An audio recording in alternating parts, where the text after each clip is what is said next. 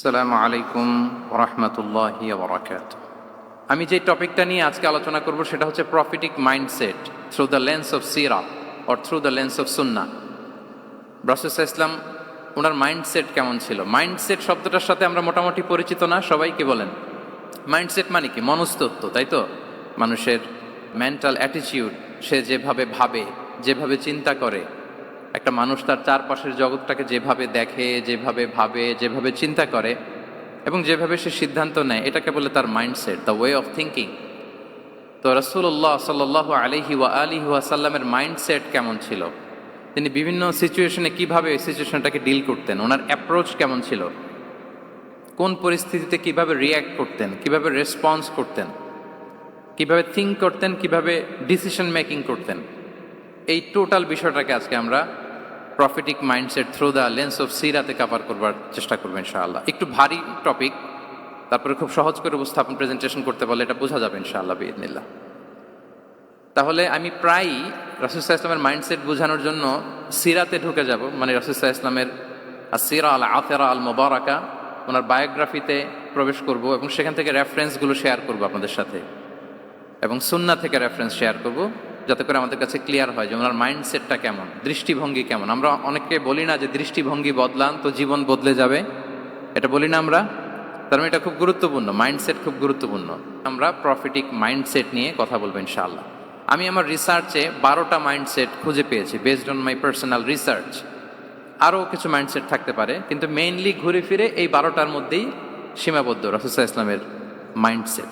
সেই 12টা মাইন্ডসেট কি আমি পয়েন্টগুলো উল্লেখ করে আমি মূল আলোচনাতে প্রবেশ করছি।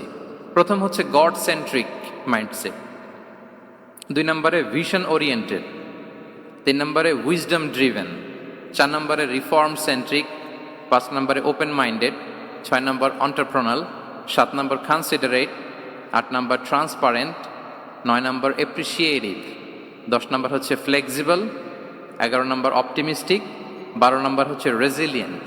বেসড অন মাই রিসার্চ, আমার ক্ষুদ্র গবেষণায় আমি খুঁজে পেয়েছি যে রাসূল সাল্লাল্লাহু আলাইহি ওয়াসাল্লাম এই ধরনের মানসিকতার অধিকারী ছিলেন, এই অ্যাপ্রোচের অধিকারী ছিলেন। প্রথম যেই মাইন্ডসেটটা নিয়ে আমরা আলোচনা করব সেটা হচ্ছে গড সেন্ট্রিক মাইন্ডসেট বা আল্লাহ সেন্ট্রিক মাইন্ডসেট। অর্থাৎ রাসূল সাল্লাল্লাহু আলাইহি ওয়াসাল্লাম যে কোনো কাজে তিনি আল্লাহ তাআলাকে ফিল করতেন, সব কিছু ছিল আল্লাহ তাআলা কেন্দ্রিক।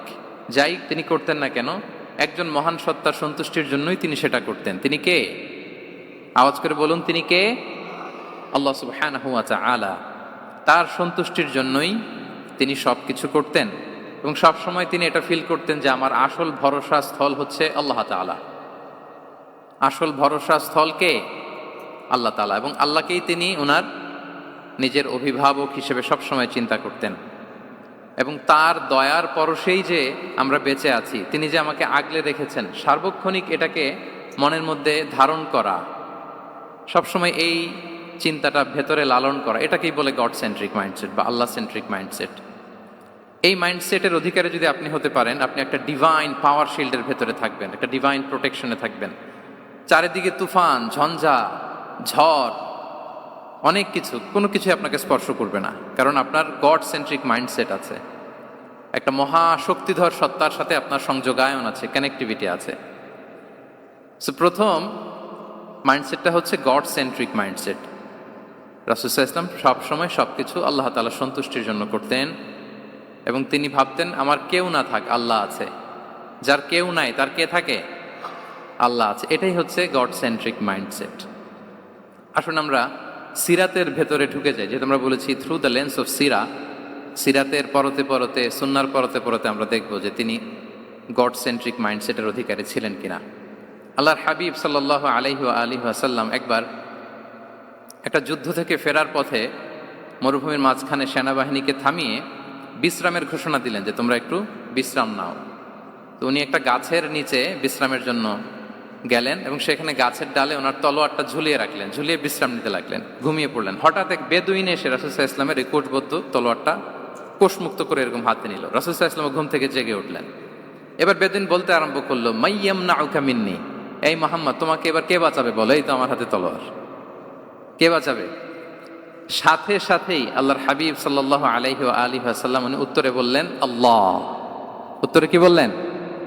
কোনো চিন্তা ভাবনা নাই যে ওরে আঘাত করা যায় কিনা পাল্টা, বা কোনোভাবে ওর কনফিডেন্স ডাউন করা যায় কিনা, এদিক সেদিক কারো সাপোর্ট চাওয়া যায় কিনা, কোনো দিকে না তাকিয়ে কি বললেন? আল্লাহ। সব সময় তিনি আল্লাহ কেন্দ্রিক ছিলেন। এটাকে বলে গড সেন্ট্রিক মাইন্ডসেট। যে কোনো পরিস্থিতিতে তিনি আল্লাহ যে আমার সাথে আছেন এটা কল্পনা করতেন। এবং সুনানে আবু দাউদের একটি বর্ণনা এসেছে, রাসূল সাল্লাল্লাহু আলাইহি ওয়াসাল্লাম কান নবী সাল্লাল্লাহু আলাইহি ওয়াসাল্লাম ইযা হাযাবাহু আমরুন সাল্লা, তাকে যখন কোনো জিনিস বিচলিত করত তিনি জায়নামাজের মুসল্লায় দাঁড়িয়ে যেতেন, সালাতের জন্য দাঁড়িয়ে যেতেন। বিপদে পড়লেই আল্লাহর কাছে সেটা সঁপে দিতেন, শেয়ার করতেন। আমরা বর্তমানে কোনো বিপদে পড়লেই কি করি? আগে কোথায় শেয়ার করি? ফেসবুকে। আসলে করা উচিত কার সাথে? হ্যাঁ, আমার স্ত্রীর সাথে শেয়ার করার আগেও শেয়ার করব কার সাথে? আমার বন্ধুর সাথে শেয়ার করার আগেও শেয়ার করব কার সাথে? আল্লাহর সাথে। আমরা যদি হিজরতের ঘটনাটাকে একটু অ্যানালাইজ করি তাহলে দেখব যে গারে সাউরে যখন আল্লাহ রাসূল সাল্লাল্লাহু আলাইহি ওয়াসাল্লাম এবং আবু বকর রাদিয়াল্লাহু তাআলা আনহু ওনারা আশ্রয় নিয়েছিলেন রাত্রিবেলায়, কুরাইশরা যখন খুঁজতেছিল, আবু বকর রাদিয়াল্লাহু তাআলা আনহু বলেন যে কুরাইশদের পা দেখা যাচ্ছে, ওরা যে হেঁটে যাচ্ছে, একটু উকি মারলেই আমাদেরকে দেখা যায়। তিনি অত্যন্ত ভীত সন্ত্রস্ত, তটস্থ, নিজের জন্য নয়, রাসূল সাল্লাল্লাহু আলাইহি ওয়াসাল্লামের সেফটির জন্য। রাসূল সাল্লাল্লাহু আলাইহি ওয়াসাল্লাম আবু বকর রাদিয়াল্লাহু তাআলা আনহুকে বলেন যে আবু বকর চিন্তা করো না, লা তাহসান ইন্নাল্লাহা মা'ানা, আবু বকর চিন্তা করো না, আল্লাহ আমাদের সাথে আছেন। সুবহানাল্লাহ। আমাদের সাথে কে আছেন? আল্লাহ আমাদের সাথে আছেন। এটা হচ্ছে গড সেন্ট্রিক মাইন্ডসেটের উদাহরণ। আপনার মনকে বুঝাতে হবে যে আল্লাহ আমার সাথে আছে। মনকে তুমি বুঝিয়ে বলো আল্লাহ আছে আমার সাথে। এই বাক্যটা মুখস্থ করা যাবে? মনকে তুমি বুঝিয়ে বলো আল্লাহ আছেন আমার সাথে। আপনার পুরো জীবনের সব কাজের সাথে যদি এই বাক্যটাকে মিলিয়ে ফেলতে পারেন দেখবেন যে কোনো কিছুই আপনার ক্ষতি করতে পারতেছে না। এটাকে বলে গড সেন্ট্রিক মাইন্ডসেট। আল্লাহ আমার সাথে আছেন, কেউ নাই কিন্তু আল্লাহ তাআলা আমার সাথে আছেন। এবং গড সেন্ট্রিক মাইন্ডসেটের সবচেয়ে বড় সুবিধা হচ্ছে আপনার মনে কখনো হতাশা কাজ করবে না, হতাশা বাঁধবে না, কারণ আপনার সাথে এক মহাশক্তিধরের কানেক্টিভিটি আছে। তিনি কে বলুন তো আওয়াজ করে? তিনি আল্লাহ। হতাশা আসবে না। এই যে আমাদের জাতীয় জীবনের এখন সবচাইতে বড় বড় সমস্যাগুলোর যদি আমরা লিস্ট করি, একটা বড় সমস্যা হচ্ছে ডিপ্রেশন, তাই না? আমরা ডিপ্রেশনে ভুগি না? আপনাদের ডিপ্রেশন হয় কখনো? আচ্ছা, ডিপ্রেশন কাকে বলে আগে বলে। ডিপ্রেশন হচ্ছে আপনার আর আপনার রবের মাঝে যে দূরত্ব, এটার নাম ডিপ্রেশন। আই রিপিট, আমার আর আমার রবের মাঝে যে গ্যাপ, আমাদের সম্পর্কের যে দূরত্ব, এটার নাম কি? ডিপ্রেশন। আপনি যত আল্লাহর সাথে সম্পর্ক জোরদার করতে পারবেন, ডিপ্রেশন আপনার থেকে দৌড়ে পালাবে। এজন্য আমাদের বিশ্বাসীদের জীবনে কোনো ডিপ্রেশন নাই। আছে? আমাদের ডিকশনারিতে কোনো ডিপ্রেশন আছে বলেন তো? আমাদের সাথে আল্লাহর সম্পর্ক কেমন বলেন? মজবুত? আলহামদুলিল্লাহ পড়ুন সবাই। তাহলে ডিপ্রেশন হচ্ছে আপনার আর আপনার রবের মাঝে যে দূরত্ব, এই দূরত্ব দূর করে দেন, ডিপ্রেশন আপনিই পালাবে। আমরা আরো কিছু সিরা থেকে ইনসিডেন্ট নিয়ে দেখি যে গড সেন্ট্রিক মাইন্ডসেটটা কেমন। দ্বিতীয় হিজরিতে যে বদরের যুদ্ধ হলো, সে বদরের যুদ্ধে ইবনে মাসউদ রাদিয়াল্লাহু তাআলা আনহু তিনি বর্ণনা করেন যে আল্লাহ রাসূল সাল্লাল্লাহু আলাইহি ওয়াসাল্লাম আগামীকাল যুদ্ধ, এর আগের দিন রাতে তিনি হাত তুলে এরকম দোয়া করতেছিলেন। আমরা তো এইভাবে দোয়া করি। আল্লাহর হাবিব সাল্লাল্লাহু আলাইহি ওয়া আলিহি ওয়াসাল্লাম তিনি দোয়া করতে করতে ইমোশনালি হাত এরকম উঁচু করে, হাত্তা ইউরা বায়াদু ইবতাইহি, বগলে শুভ্রতা দেখা যাচ্ছিল। উনি দোয়া করতেছিলেন আল্লাহুম্মা আনজিজ লি মা ওয়া'আতানি, আল্লাহুম্মা আতিনি মা ওয়া'আতানি, আল্লাহ তুমি যে বিজয় দিবে বলে প্রতিশ্রুতি করেছিল, ওই বিজয় আমাদেরকে দাও, ওই ভিক্টরি আমাদেরকে দাও। দোয়া করছিলেন। সাইয়েদনা আলী রাদিয়াল্লাহু তাআলা আনহু উনি বর্ণনা করছেন যে বদরের যুদ্ধের আগের রাতে আমরা সবাই ঘুমোচ্ছিলাম, কিন্তু রাসূল সাল্লাল্লাহু আলাইহি ওয়াসাল্লামকে দেখলাম যে না, উনি হাত তুলে শুধু আল্লাহর কাছে কান্না করছেন, দোয়া করছেন। আবু বকর রাদিয়াল্লাহু তাআলা আনহু উনি বলেন যে আমি যে দেখলাম যে তিনি ফজর পর্যন্ত দোয়া চালিয়েই যাচ্ছিলেন, দোয়া চালিয়েই যাচ্ছিলেন, দোয়া কন্টিনিউ করছিলেন তিনি। এবং দোয়া করতে করতে রাসূল সাল্লাল্লাহু আলাইহি ওয়াসাল্লাম এতটাই ইমোশনাল হয়ে গেলেন যে ওনার গায়ের চাদরটা নিচে পড়ে গেল। আবু বকর রাদিয়াল্লাহু তাআলা আনহু যে বলেন ইয়া নবী আল্লাহ কাফাকা মুনাশাদাতুকা রাব্বাক ফাইন্নাহু সায়ুনজিজু লাকা মা ওয়া'দাক, হে নবী যথেষ্ট, এনাফ ইজ এনাফ, অনেক হয়েছে নবী, আর কাঁদতে হবে না, আপনার রব আপনাকে ভিক্টরি বা বিজয় দান করবে ইনশাআল্লাহ। তাহলে দেখেন, যুদ্ধের আগের রাতে সেনাপ্রধান কি করে? এই কৌশল ওই কৌশল, কোন দিক দিয়ে অ্যাটাক করা যাবে, ওয়ার স্ট্র্যাটেজি ঠিক করে, তার সাথে যারা আছে তাদের সাথে পরামর্শ করে। কিন্তু রাসূল সাল্লাল্লাহু আলাইহি ওয়াসাল্লাম সব কিছু সেট করে দিয়ে কার সাথে কানেক্টিভিটি গড়েছেন বলুন তো? আল্লাহর সাথে। This is called God centric mindset, Allah centric mindset. আমার হৃদয়টা সবসময় কার সাথে জুড়ে থাকবে? আল্লাহর সাথে, কারণ উনি ছাড়া আমার কোনো ঠিকানাই নেই। তাহলে এই মেন্টালিটি যদি আমরা ধারণ করতে পারি, এটাকে বলে গড সেন্ট্রিক মাইন্ডসেট। তাহলে রাসূলুল্লাহ সাল্লাল্লাহু আলাইহি ওয়া আলিহি ওয়াসাল্লামের যে 12টা মাইন্ডসেটের কথা আমরা বলেছি, তার প্রথমটা হচ্ছে গড সেন্ট্রিক। আল্লাহ তাআলা আমাদেরকে গড সেন্ট্রিক মাইন্ডসেট দান করুক। আমরা যে কোনো পরিস্থিতিতে যেভাবেই থাকি না কেন, আমরা বিপদে আপদে সবসময় ভরসা রাখবো কার উপর? এটাই হচ্ছে গড সেন্ট্রিক বা আল্লাহ সেন্ট্রিক মাইন্ডসেট। আচ্ছা, 2 নাম্বার মাইন্ডসেট হচ্ছে vision oriented mindset. Vision oriented mindset মানে হচ্ছে যার মধ্যে দূরদর্শিতা আছে, ফার সাইটেডনেস আছে, who can anticipate the future, যে ভবিষ্যৎ আগাম অনুমান করে ফেলতে পারে, সামনের পরিস্থিতিকে আগাম অনুমান করতে পারার যে যোগ্যতা বা দীর্ঘমেয়াদী চিন্তা করতে পারার যে ক্যাপাসিটি, এটাকে বলে ভিশন ওরিয়েন্টেড মাইন্ডসেট। এটা আল্লাহ রাসূল সাল্লাল্লাহু আলাইহি ওয়া আলিহি ওয়াসাল্লামকে আল্লাহ তাআলা দান করেছেন। উনি ভবিষ্যৎকে আগাম বুঝতে পারতেন, আগাম অনুমান করতে পারতেন, এবং সে অনুযায়ী তিনি স্ট্র্যাটেজি, প্ল্যান, পরিকল্পনা এটা তিনি সাজাতে পারতেন। এটাকে বলে ভিশন ওরিয়েন্টেড মাইন্ডসেট। এবার আসুন আমরা সিরাতের কিছু ইনসিডেন্টকে সামনে নিয়ে আসি যে তিনি কীরকম ভিশন ওরিয়েন্টেড মাইন্ডসেটের অধিকারী ছিলেন। আমরা সবাই হুদাইবিয়ার ঘটনা জানি না? কত হিজরিতে ঘটেছিল বলুন তো সবাই? 6ষ্ঠ হিজরিতে। লাকাদ সাদাকাল্লাহু রাসূলাহুর রুইয়া বিল হক লাতাদখুলুন্নাল মাসজিদাল হারামা ইনশাআল্লাহু আমিনিন। রাসূল সাল্লাল্লাহু আলাইহি ওয়াসাল্লাম 6ষ্ঠ হিজরিতে মদিনায় স্বপ্নে দেখলেন যে তিনি উমরা করতে যাচ্ছেন। তো নবীদের স্বপ্ন এটা কেবল স্বপ্ন নয়, এটা আল্লাহর পক্ষ থেকে ওয়াহি, রেভেলেশন। তো সেই হিসেবে তিনি 1400 সাহাবা নিয়ে উমরা করতে চলে গেলেন মক্কায়, কিন্তু মক্কাবাসী ঢুকতে দিল না, থামিয়ে দেয়া হলো। তো তখন একটা চুক্তি হয়েছিল, ওই চুক্তিতে বলা হলো, রাসূল সাল্লাল্লাহু আলাইহি ওয়াসাল্লাম লিখতে বললেন যে লিখো মিন মুহাম্মদ রাসূলিল্লাহ, আল্লাহর রাসূল মুহাম্মদের পক্ষ থেকে কুরাইশদের সাথে এই চুক্তি। কুরাইশরা আপত্তি করলো যে না, শুধু মুহাম্মদ লেখা যাবে, রাসূলুল্লাহ লেখা যাবে না, কারণ তুমি যে রাসূলুল্লাহ, আল্লাহর রাসূল, এটা যদি আমরা মেনে নেই তাহলে তোমার সাথে আর আমাদের দ্বন্দ্ব কিসের? আমরা তো ভাই ভাই হয়ে গেলাম, রাসূলুল্লাহ কাটো। সাহাবারা কেউ রাজি হয় না, বিশেষ করে ওমরে ফারুক রাদিয়াল্লাহু তাআলা, উনি রাজি হয় না, না না এটা কাটা যাবে না। রাসূল সাল্লাল্লাহু আলাইহি ওয়াসাল্লাম অনেক বলে কয়ে বুঝালেন যে না, দীর্ঘমেয়াদী চিন্তা করতে গেলে আমাদের এখন একটা শান্তি চুক্তির দরকার আছে, যাতে করে আমরা আমাদের গ্লোবাল নেভিগেশন সিস্টেম, দাওয়া সিস্টেমকে আরো স্ট্রং করতে পারি। অনেক বলে কয়ে রাসূলুল্লাহ কাটা হলো। এরপর তারা বলে চুক্তিতে লিখো যে এই বছর উমরা করতে দেয়া হবে না, এই বছর ফিরে যাবেন আপনারা সবাই। এটাও সাহাবারা রাজি হয় না, আল্লাহ রাসূল সাল্লাল্লাহু আলাইহি ওয়াসাল্লাম রাজি হলেন। আবার আরেকটা ক্লোজে লেখা হলো যে আগামী বছর আসলেও 3 দিনের বেশি থাকা যাবে না, সেটাও রাজি হয়ে গেল রাসূল সাল্লাল্লাহু আলাইহি ওয়াসাল্লাম। সাহাবারা রাজি হচ্ছেন না। এরপর মক্কা থেকে কোনো লোক মদিনায় গেলে মদিনাবাসী তাকে রাখতে পারবে না, ফেরত দিতে হবে। কিন্তু মদিনা থেকে কোনো লোক মক্কায় আসলে মক্কাবাসী তাকে ফেরত দিতে বাধ্য থাকবে না। দেখেন, একটার পর একটা মুসলমানদের বিরুদ্ধে সব ক্লোজ যাচ্ছে, কোনো সাহাবীরাই রাজি হচ্ছেন না। কিন্তু আল্লাহ রাসূল সাল্লাল্লাহু আলাইহি ওয়া আলিহি ওয়াসাল্লাম তিনি বললেন যে না, লিখো লিখো। ওমরে ফারুক রাদিয়াল্লাহু তাআলা আনহু এতটাই রাগান্বিত হলেন, তিনি প্রশ্ন করলেন, ইয়া রাসূলুল্লাহ, আলাইসা আনতা নাবিয়্যুন হক? আপনি এই যে কম্প্রোমাইজের পর কম্প্রোমাইজ করে যাচ্ছেন, আপনি কি সত্য নবী নন, সত্য রাসূল নন? আলাসনা আলা দীনিন হক, আমরা কি সত্যের উপর প্রতিষ্ঠিত নই? আলাইসাল কুরআনু কিতাবুন হক, তো সব যদি সত্য হয় আপনি কেন এগুলো মানছেন? রাসূল সাল্লাল্লাহু আলাইহি ওয়াসাল্লাম বললেন যে ওমর, তুমি বাদশাহ না, মেনে নাও। মেনে নিলেন, এবং এই মেনে নেওয়াটাকে আল্লাহ ভিক্টরি বলে ঘোষণা দিলেন, বিজয় বলে। আল্লাহু আকবার। ইন্না ফাতাহনা লাকা ফাতহাম মুবিনা। এবং হুদাইবিয়ার এই সন্ধি থেকেই বেসিকলি মক্কা বিজয় ওইদিকে ত্বরান্বিত হয়েছে গতি প্রবাহটা। কারণ রাসূল সাল্লাল্লাহু আলাইহি ওয়াসাল্লাম অনেক দূর দেখেছেন, সাহাবারাই সামনের কিছু বিষয়ে তারা খেয়াল করছেন, কিন্তু রাসূলুল্লাহ সাল্লাল্লাহু আলাইহি ওয়া আলিহি ওয়াসাল্লাম তিনি অনেক দূর দেখতে পাচ্ছেন। আচ্ছা বলেন, 3 তলার উপর থেকে একজন একটা ভিউ দেখতে পায়, আর 30 তলা উপর থেকে আরেকজন একটা কন্ডোমিনিয়ামের উপর থেকে একটা পানোরামিক ভিউ দেখতে পায়। দুইজনের ভিউ দেখা কি একরকম হয়? বলেন, একরকম হবে? কখনোই হবে না। তাহলে 30 তলার উপর থেকে যিনি দেখবে তিনি একটা পানোরামিক ভিউ দেখবে, দ্য টোটাল সিনারিও তার কাছে ক্রিস্টাল ক্লিয়ার হবে, যেটা সাহাবা রিদওয়ানুল্লাহি তাআলা আলাইহিম আজমাইন ওনাদের কাছে ক্লিয়ার ছিল না।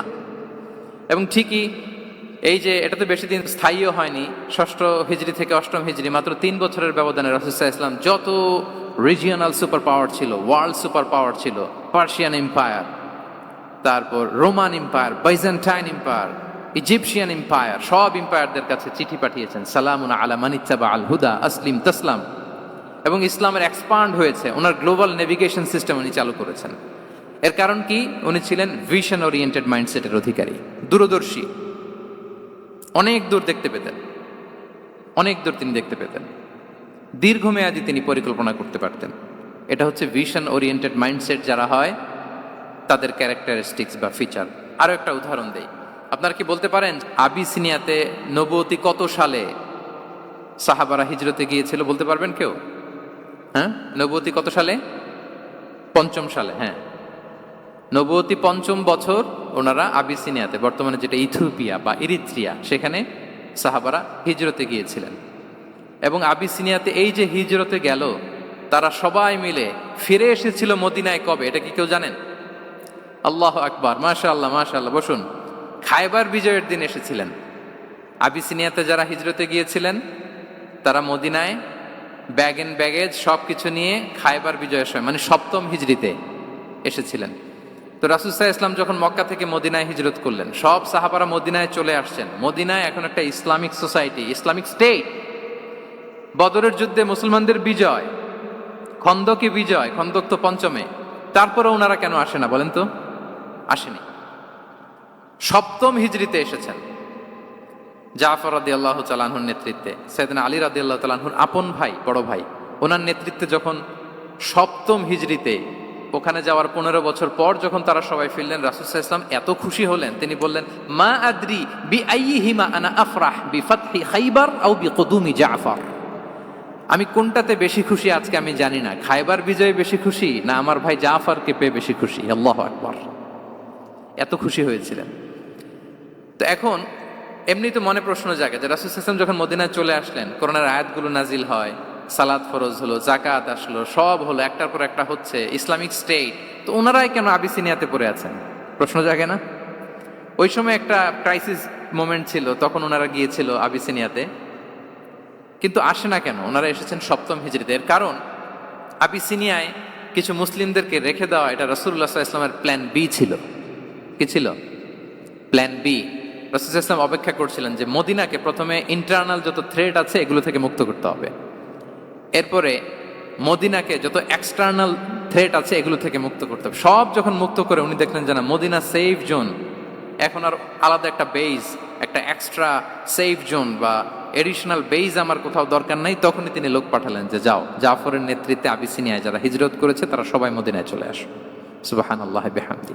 তাহলে একটা প্ল্যানে কাজ করতেন না। আমরা তো এরকম করি, একটাই প্ল্যান। প্ল্যান কয়টা? এটা যদি ওয়ার্ক না করে শেষ, আমও নাই, সালাও নাই। কিন্তু রাসূলুল্লাহ সাল্লাল্লাহু আলাইহি ওয়া আলিহি ওয়াসাল্লামের প্ল্যান এ ছিল, প্ল্যান বি ছিল, প্ল্যান সি ছিল। প্ল্যান এ ওয়ার্ক না করলে প্ল্যান বি তে যেতেন, বি ওয়ার্ক না করলে সি তে যেতেন, এইভাবে তিনি কাজ করতেন। তাহলে এটা হচ্ছে বেসিকলি ভিশন ওরিয়েন্টেড মাইন্ডসেটের অধিকারী যারা, তারা এটা করে, যারা ফিউচারকে অ্যান্টিসিপেট করতে পারে, আগাম অনুভব করতে পারে যে কি হতে পারে সামনে। এই যে বাংলাদেশের বিভিন্ন প্ল্যান পরিকল্পনায় আমরা দেখা যায় যে এখান দিয়ে একটা ব্রিজ করে পরে ভাঙতে হয়, রাস্তা একটা তৈরির পরে ভাঙতে হয়, কোথায় এক টানেল হয়ে আছে প্রতি মাসে মাসে এখন লস হয়, তারপর 1 ঘন্টা বৃষ্টি হলে পুরো ঢাকা শহর এটা বন্যা হয়ে যায়। এগুলো হচ্ছে একাধিক প্ল্যান না থাকা, ভিশনারি অ্যাটিটিউডের অধিকারী না হওয়ার কারণে এই ঝামেলাগুলো আমাদের হচ্ছে। তো প্রফেটিক সিরার এই প্রফেটিক মাইন্ডসেট থেকে আমাদের নেয়ার বিষয় হচ্ছে এটা, যে আমাদেরকে ভিশনারি অ্যাটিটিউডের হতে হবে। রাসূল সাল্লাল্লাহু আলাইহি ওয়াসাল্লাম ভিশন ওরিয়েন্টেড মেন্টালিটির ছিলেন। আগাম, আজ থেকে 50 বছর পরে বাংলাদেশে কি ক্রাইসিস হতে পারে, আজ থেকে ঠিক 100 বছর পরে বাংলাদেশে কি হতে পারে, ওই রোডম্যাপকে সামনে রেখে আমাদেরকে প্ল্যান করতে হবে। এটাকে বলে ভিশন ওরিয়েন্টেড মাইন্ডসেটের অধিকারী হওয়া। 3 নাম্বার হচ্ছে উইজডম ড্রিভেন মাইন্ডসেট। উইজডম মানে হচ্ছে প্রজ্ঞা। প্রজ্ঞা কি? জ্ঞান আর কমন সেন্স দুইটা একসাথে হইলে ওটারে প্রজ্ঞা বলে। When the knowledge and common sense join together, it reflects as wisdom. আপনার জ্ঞান এবং আপনার কমন সেন্স একসাথে হইলে ওটা উইজডম হয়ে যায়। রাসূল সাল্লাল্লাহু আলাইহি ওয়াসাল্লাম ছিলেন প্রজ্ঞায় সমৃদ্ধ এক মননের অধিকারী। ওনার সব কিছুতেই প্রজ্ঞা ছিল। উইজডম ইন গিভিং অ্যাডভাইস, উপদেশ দেওয়ার সময় ছিল।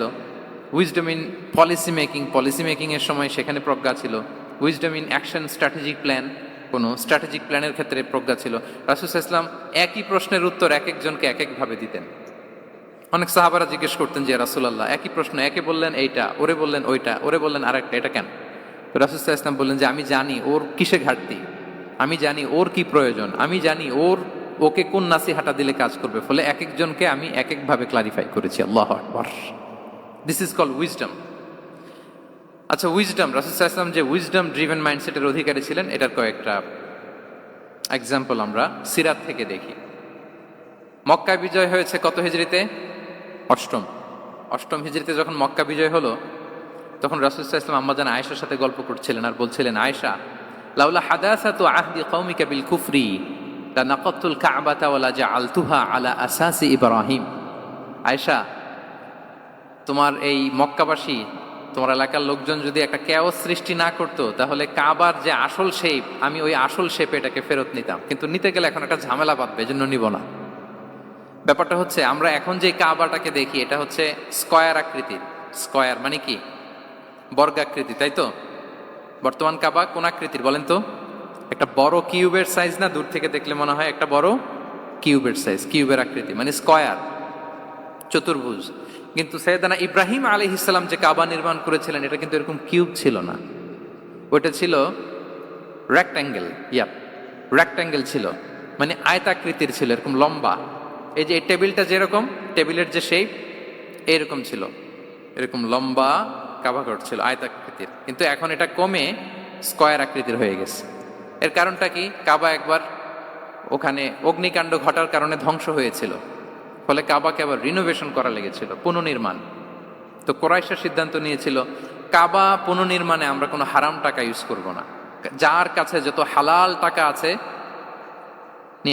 নিয়ে আসা হলো। কিন্তু হালাল টাকা যতটুকু জমা হয়েছে, এটা দিয়ে পুরো কাবা নির্মাণ হয় না, অর্ধেক হয়। ফলে কাবা যে আয়তাকৃতির ছিল সেটা না হয়ে গেছে কি বলেন? বর্গাকৃতির, মানে স্কয়ার। ওই স্কয়ার কাবাই আজ পর্যন্ত রয়ে গেছে। কিন্তু ওই যে আয়তক্ষেত্রের যে শেপের মধ্যে যতটুকু জায়গা বাকি ছিল, ওইখানে দেখবেন একটা ক্রিসেন্টের মতো আছে, হেজরে ইসমাইল, হাতিমে কাবা বলে।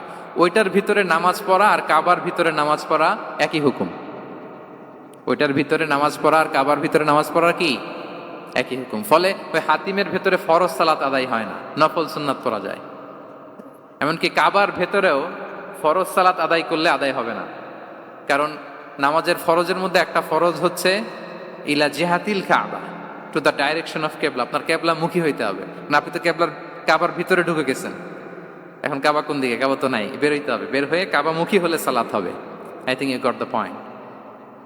তো তাহলে রাসূল সাল্লাল্লাহু আলাইহি ওয়াসাল্লামের উইজডম বা প্রজ্ঞাটা এখানে দেখেন। আম্মাজান আয়েশা রাদিয়াল্লাহু তাআলা আনহাকে উনি বললেন যে, আয়েশা, মক্কা তো বিজয় হলো, মক্কার কন্ট্রোল তো এখন আমার হাতে।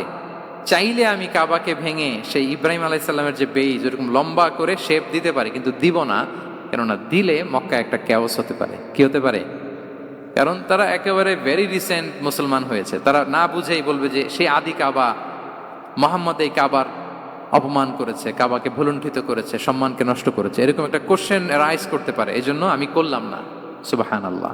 This is called wisdom. এটাকে কি বলে? প্রজ্ঞা। এটাকে প্রজ্ঞা বলে। তাহলে আপনার জ্ঞান এবং আপনার কমন সেন্স দুইটা যখন কানেক্ট করে, তখন সেটা প্রজ্ঞা হয়। প্রজ্ঞার আরেকটা উদাহরণ যদি দেই সিরাত থেকে, রাসূল সাল্লাল্লাহু আলাইহি ওয়াসাল্লামের যে কনফ্লিক্ট রিজলভিং ক্যাপাসিটি ছিল, যখন কাবাকে পুনর্নির্মাণ করা হচ্ছে, তখন হাজরে আসওয়াদকে বের করা লেগেছিল, এবং রিনোভেশন শেষে আবার হাজরে আসওয়াদকে তার জায়গা মতো, মানে ব্ল্যাক স্টোন, যেটাতে চুমু দিলে মানুষের গুনাহ মাফ হয়ে যায়, হাজরে আসওয়াদ, চিনতে পেরেছেন না? ফলে অনেক বোনেরা যাদের জন্য হেজাব নিকাব মেনটেন করা হচ্ছে ফার্জ, পর্দার কোনো বালাই নাই, পুরুষের সাথে ধাক্কা ধাক্কি করে তার শরীর মিশে যাচ্ছে, গা মিশে যাচ্ছে, ধাক্কা ধাক্কি করে একটা সুন্নতের জন্য ফরজকে স্যাক্রিফাইস করে ফেলতেছে। মানে ফোকাস ঠিক নাই আর কি, কোথায় যে কোনটা করতে হবে ওইটাই ভুলে গেছে। তো এই হাজরে আসওয়াদ পাথরকে আবার জায়গা মতো রাখতে হবে।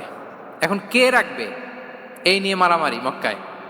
বড় বড় চারটা গোত্র বলে, এই গোত্র বলে আমি রাখবো, এই গোত্র বলে আমি রাখবো, আরেক গোত্র বলে রক্তের গঙ্গা বইয়ে দেব মক্কায়, কিন্তু এই সম্মান অন্যকে নিতে দিব না, কারণ ইটস ভেরি প্রেস্টিজিয়াস ইস্যু।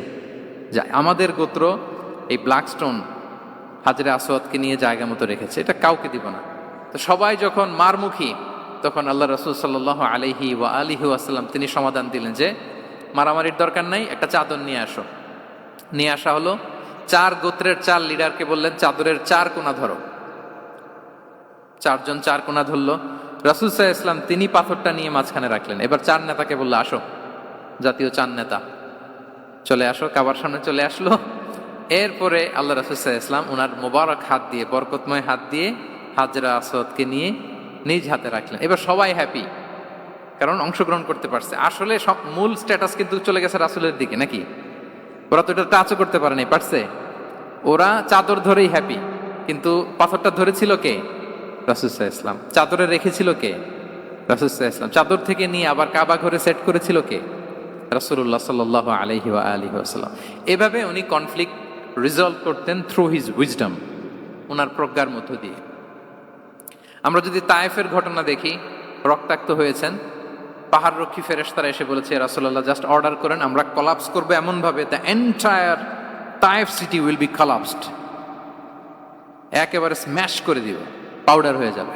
রাসূল সাল্লাল্লাহু আলাইহি ওয়াসাল্লাম বললেন, না, বাল আরজু আন ইউখরিজাল্লাহু মিন আসলাবিহিম মান ইয়াবুদুল্লাহ ওয়াহদাহু ওয়া লা ইউশরিকু বিহি শাইআ।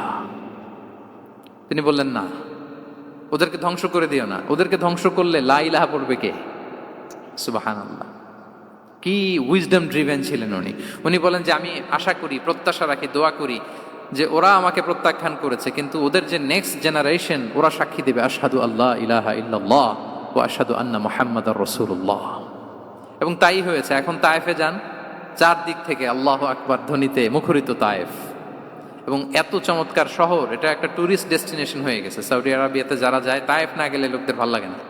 ঠান্ডা, সবুজ শ্যামল, রেইনফল হয়, ফলমূল পাওয়া যায়।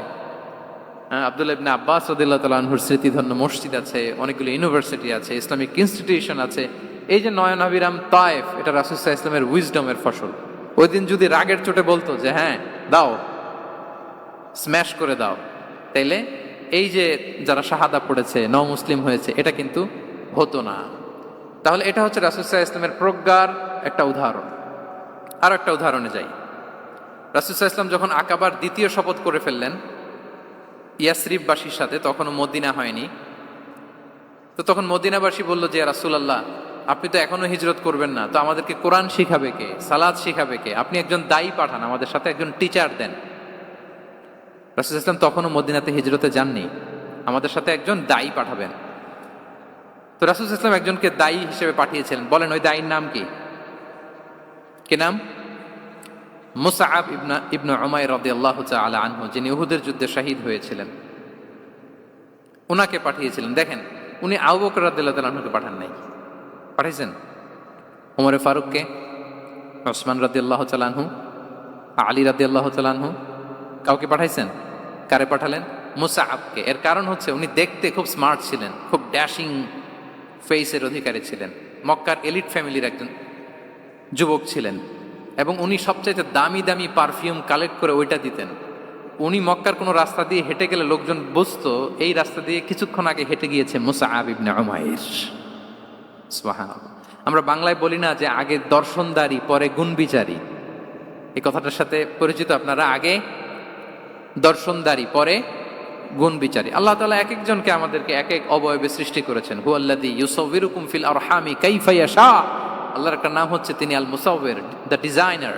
মায়ের গর্ভে থাকতেই আমাদের কার চেহারা, কার কণ্ঠস্বর, কার স্কিন কালার, কে কিরকম হব, সব ফিক্স তিনি ঠিক করে দিয়েছেন। এটা আল্লাহর দেয়া। কিন্তু রাসূল সাল্লাল্লাহু আলাইহি ওয়াসাল্লামের উইজডমের ব্যাপার হচ্ছে তিনি আবু বকর রাদিয়াল্লাহু তাআলা আনহু, ওমর রাদিয়াল্লাহু তাআলা আনহু, ওসমান আলী, কাউকে চুজ না করে কাকে পাঠালেন? মুসআব ইবনে উমাইরকে। যে তাকে দেখলেই সবাই আগে পাগল হয়ে যায়, মানে ইমপ্রেস হয়ে যায়। হ্যাঁ, ফার্স্ট ইমপ্রেশনটা তার খুব ভালো, খুব ভালো। উনি মুসআব ইবনে উমাইরকে পাঠালেন, এবং যেই প্ল্যান সেই কাজ। উনি যে পুরো মদিনা কাঁপায় ফেলছেন, মাশাআল্লাহ। মদিনার ঘরে ঘরে উনি ইসলামের বার্তা পৌঁছে দিয়েছেন, এবং স্বয়ং রাসূলুল্লাহ সাল্লাল্লাহু আলাইহি ওয়াসাল্লামের আগে তিনি মদিনাতে জুমার নামাজ পড়েছিলেন। কারণ জুমার বিধান আসছে, কিন্তু মক্কা এমন একটা ল্যান্ড যেখানে এখনো জুমা পড়া আবশ্যক হয় নাই, চারদিকে কুফর বেষ্টিত। তো রাসূল সাল্লাল্লাহু আলাইহি ওয়াসাল্লাম লোক পাঠিয়েছেন যে জুমার বিধান এসছে, মুসাব তুমি কিন্তু মদিনায় যারা আছে তাদেরকে নিয়ে জুমা পড়ে ফেলো। তো মুসাব রাদিয়াল্লাহু তাআলা আনহু স্বয়ং রাসূলুল্লাহ সাল্লাল্লাহু আলাইহি ওয়াসাল্লামের আগে রাসূল সাল্লাল্লাহু আলাইহি ওয়াসাল্লামের পারমিশন নিয়ে মদিনাতে জুমা কায়েম করে ফেলছে। সুবহানাল্লাহি ওয়া বিহামদিহি। দেখেন, উইজডম ড্রিভেন পার্সোনালিটির অধিকারী ছিলেন, প্রজ্ঞার অধিকারী ছিলেন। অন্য কাউকে পাঠাননি। কাকে পাঠিয়েছেন? মুসআব ইবনে উমাইর। তাহলে উনি যেই কাজটাই করতেন, যেটা বলতেন, যেটাতে এঙ্গেজ হতেন, এর নেপথ্যে প্রজ্ঞা ছিল। কি ছিল ভাই? উইজডম ছিল। আল্লাহ যেন সেই উইজডম আমাদেরকে দান করেন, আল্লাহ যেন সেই প্রজ্ঞা দিয়ে আমাদেরকে সমৃদ্ধ করেন। আমরা সবাই পড়ি আমিন।